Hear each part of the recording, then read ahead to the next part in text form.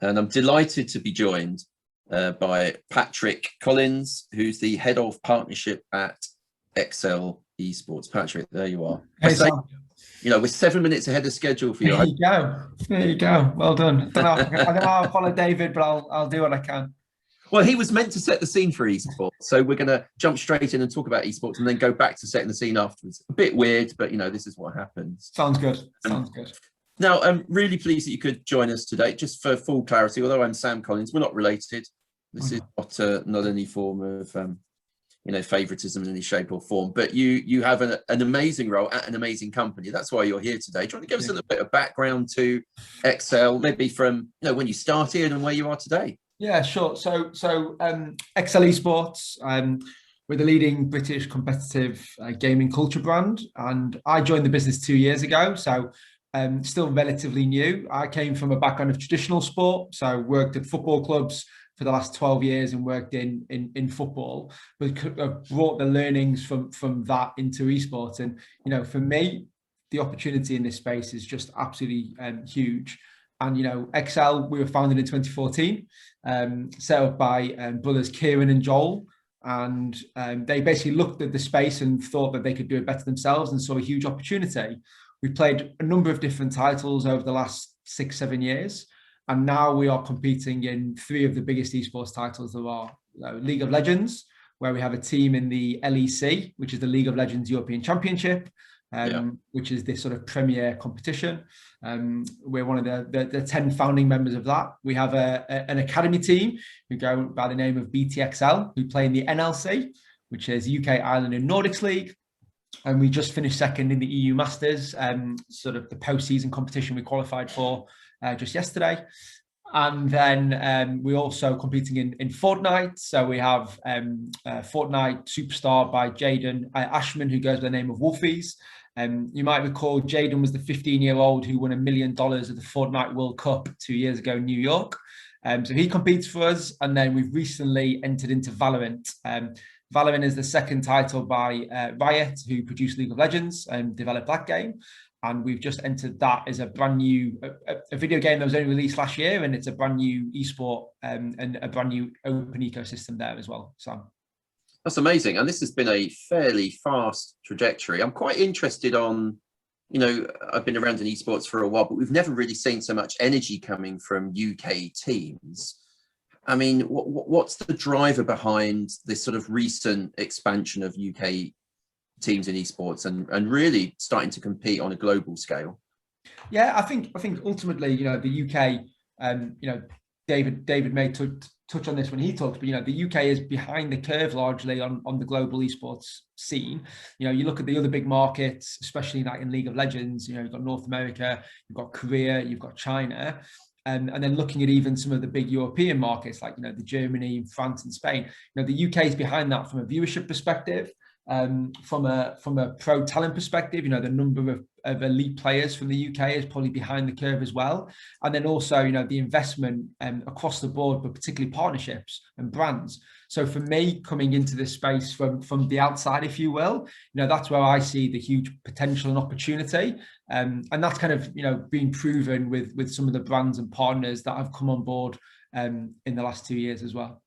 Well, let's get into that then. I mean, that's really the purpose of today's event, to just talk about those opportunities. You've already mentioned the 2 letters BT, one of your main partners, I guess. I mean, maybe tell us a little bit about, before we get perhaps into that, let's talk about the process for approaching brands. Yeah, sure. Is it you chasing them? Is it you going after them and explaining the opportunities, or are they just knocking on the door left, right, and centre? Oh, I wish they were knocking on the door, Sam. I wish. No, it's in any kind of sales and acquisition business, we are approaching brands about the opportunity, and with Excel, we had a brand refresh in November, and we centered around the new kind of identity around the power of better.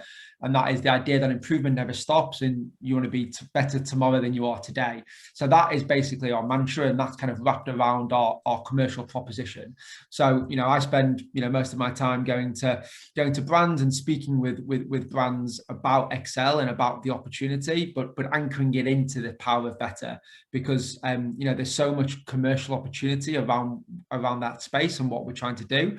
And then obviously brands can leverage you know, Excel to talk to our audience, which is, as I think, you know, everybody will know on this call, it's that hard to reach, you know, ranges by title, but anywhere between 16 to 30-year-old, primarily male, who, you know, have their ad blockers on and don't watch linear TV. So therefore, you know, how do you talk to them? Through their passion. The passion is video games and professional gaming, i.e. esports. So that's where we fit in.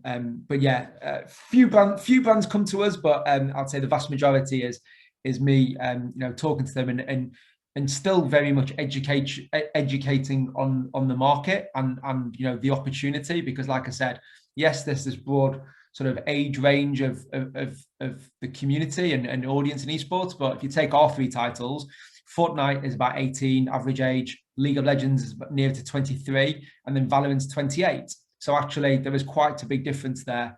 And you know, what brands are trying to achieve and understand will dictate maybe how the partnership looks with us as well. When you approach a brand, then, so you're knocking on the door, you're picking up the phone, you're getting connections and engagements, all these different ways of doing it.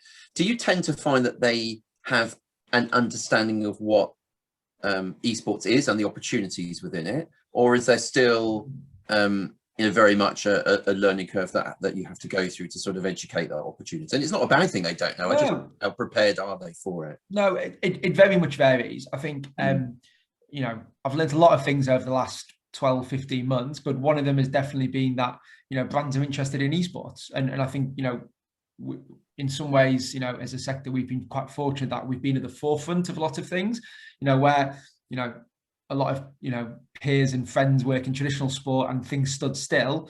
You know, we didn't miss a beat. You know, we went from playing in a studio in the LEC in Berlin to playing remotely in the sort of facility we have over there. But other than that, it was very much business as usual. So I mean, for me, that's been quite positive.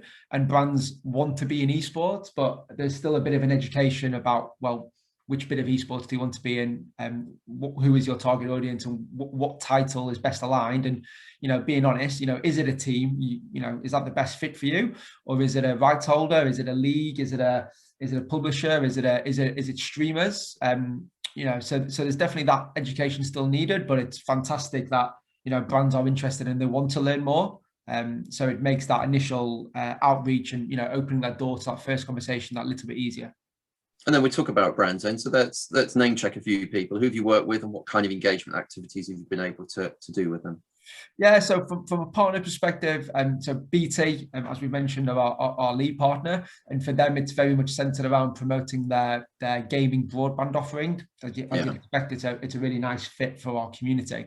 So we've managed to create some really nice content for them. So one thing for BT is all around their superior latency and actually you know, how their product is you know, stacks up against their competitors. So for us, we've created a lot of digital content for them, given the restrictions we've had over the last year, 15 months with physical activations and events. So we've moved very much digital across all of our partnerships, and BT is one where you know, they're our lead partner, and we have a lot of opportunity with them across our other titles, which we'll hopefully move into in the near future as well. HyperX are leading a peripheral partner, and we've been working with them now for, this is our sort of 2.5 year, so it precedes me. But again, we've done some really nice content there. So their tagline is "We're all gamers," and what they want to show is the sort of behind the scenes and those players away from the competitive scene. So we've done some content with those with some players around their home life, where they've come from, what they've done to get to this very elite level. And again, you know, fans and the community love to see that kind of behind the scenes piece as well.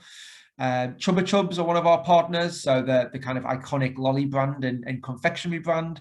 So again, for them, it's all around forever fun is their tagline. So we've done some really fun activations with them, again, digital, and that helps drive that engagement rate. And we've got 120,000 followers on Twitter, so we use that heavily to communicate with our audience and our community, primarily in the UK, but the nature of our industry, it is wider than that.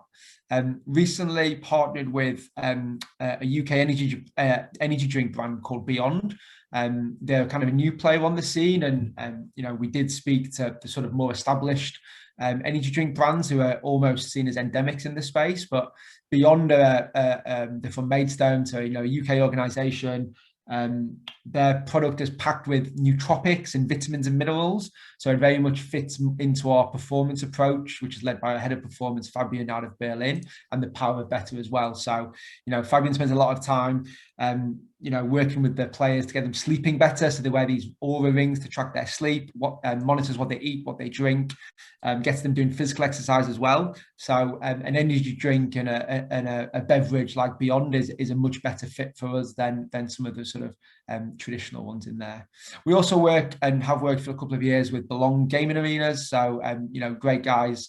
We work with there, and loads of activities and activations we've done in store. So when they opened their 120-seat arena below House of Fraser before the pandemic, we had all of our players down there doing meet and greets, which was really well received. Recently signed with Sony Mobile as our smartphone supplier as well in Fortnite. So we've got some big plans with them coming up. We're going to be holding a Fortnite Cup event, the XL Community Cup, in July. So some really exciting opportunities there for them and some of our other brand partners. And then finally, Eleiko, which is the leading weight brand. So you'll see them at the Olympics when there's weightlifting. They provide gym equipment and feeding into the Power of Better. And what I was talking about with Fabian, they supplied and kitted out a gym that we have in our facility in Berlin. Because for us, it's very much about out of game as well as in the game. It's interesting, really different brands that are getting involved for different reasons and but all really positive engagement, which is fabulous. And BT got amazing exposure from your Sky program.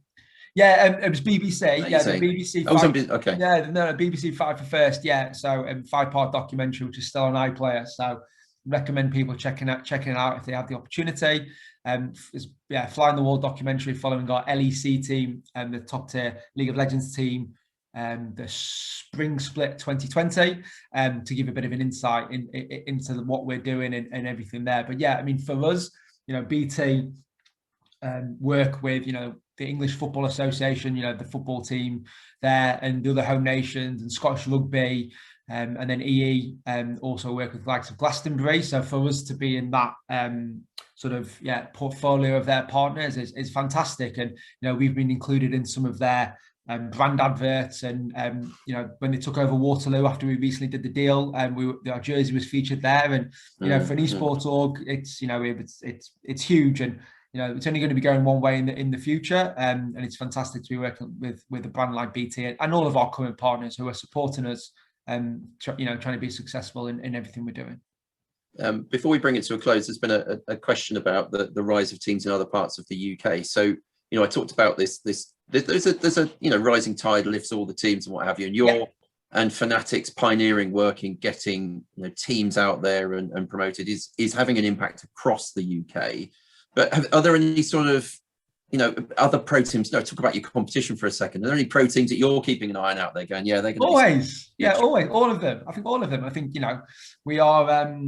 We're all playing in the same space, and from a partnerships perspective, I'm sure when I go and speak to brands, they've probably I'd expect they've been spoken to by competitors. So we need to keep on our toes. But I think ultimately, like you said, all the boats rise, and it keeps everybody on their toes. And I think it's good. I welcome competition. I think we all at Excel welcome competition.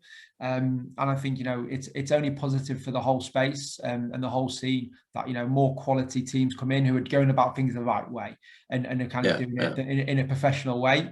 So yeah, that is. And those teams can be anywhere, can't they? In the UK, they don't have. I mean, there were a number who have cropped up, outside of London, and ultimately, it's such a big space, and you could have another team in the UK who are competing in very different titles to us. So they're not a competitor in some ways, but they are in others. So it's very different to traditional sport, as I now call traditional sport as it is. But yeah, ultimately, it's for me, I see it as a positive. And what's the next thing we're going to hear about from Excel? Just to bring us to a close here, a little bit of a promotion about what we should be looking out for. Yeah, good point. So the Fortnite event we're going to be hosting in July is going to be a big one. We're also opening a new head office in East London by Old Street Roundabout, for those who know the space. So we have a performance centre in Twickenham, which we're keeping. We have the space in Berlin for the LEC team, and then we're going to have a main sort of HQ office in central London. So super exciting. The Fortnite event, which will be announced very soon, is going to tied up with the launch of the new office as well. So plenty going on, and plenty of good conversations with great brands who hopefully will be announcing in the very near future as well. Right, exciting times. Thank you very much for joining us today, Patrick, and good luck. Thanks, Sam. Been great. Thanks, everybody. Take care.